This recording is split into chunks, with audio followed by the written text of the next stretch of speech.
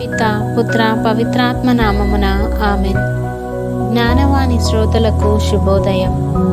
ఈరోజు మనం ఆరోగ్య మాత యొక్క ప్రత్యేకత గురించి ధ్యానించుదాం. అర్థం: హెల్త్ ఆఫ్ ద సిక్ అంటే అనారోగ్యంలో ఉన్న వారికి ఆరోగ్యం, బలము, ఓదార్పును ఇచ్చే తల్లి. శారీరక రోగాలకే కాకుండా మానసిక, ఆధ్యాత్మిక బలహీనతలో కూడా మనకు సహాయం చేస్తుంది. ఈ బిరుదు లిటనీ ఆఫ్ లోరెటోలో ప్రత్యేకంగా మరియమ్మను స్తుతించే సమయంలో వస్తుంది.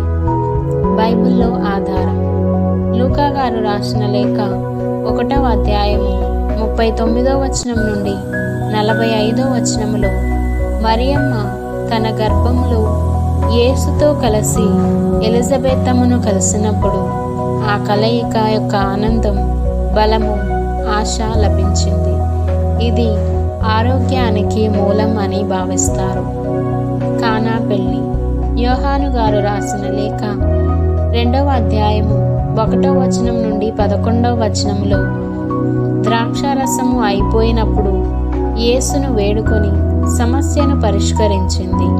ఇది ఆత్మీయ మరియు శారీరక లోటుపాట్లలో సహాయం చేసే తల్లిగా నిలుస్తుంది.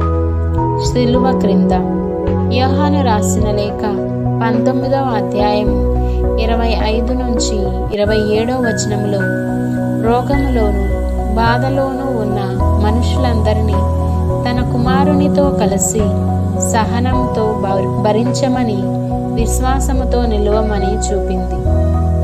ప్రాముఖ్యత: శరీర రోగాలకు ఆరోగ్యం. అనారోగ్యంలో ఉన్నవారు మరియమ్మను వేడుకుంటే శాంతి, బలం పొందుతారు. ఆధ్యాత్మిక రోగాలకు ఔషధం. పాపం, నిరాశ, గందరగోళం నుండి బయటపడడానికి మధ్యవర్తిత్వం చేస్తుంది. ఆశ యొక్క సంకేతం. వైద్యులు, మందులు పనిచేయని స్థితిలో కూడా తల్లి మనకు దేవుని కరుణపై ఆశ ఉంచు అని చెబుతుంది. చరిత్రలో భక్తి. తిరుసభ అనేక శతాబ్దాలుగా అనారోగ్యుల కోసం మరియమ్మను హెల్త్ ఆఫ్ ద సిక్ అనే బిరుదుతో ఆరాధిస్తుంది. లూర్దు, ఫాతిమా, వెలాంకనీ వంటి పుణ్యక్షేత్రాలు రోగులకు ఔషధ స్థలాలుగా ప్రసిద్ధి చెందాయి. అనారోగ్యులు తరచూ ఈ బిరుదుతో మరియమ్మను ప్రార్థిస్తారు. మన జీవితానికి సందేశం: మరియమ్మ మన శరీర ఆరోగ్యం కోసం ప్రార్థించే తల్లే కాకుండా మన హృదయం మరియు ఆత్మ యొక్క ఆరోగ్యాన్ని కూడా కాపాడుతుంది. నిజమైన ఆరోగ్యం అంటే దేవునితో సమాధానముగా ఉండే జీవితం. మనము రోగుల పట్ల శ్రద్ధ, ప్రేమ, కరుణ చూపాలి.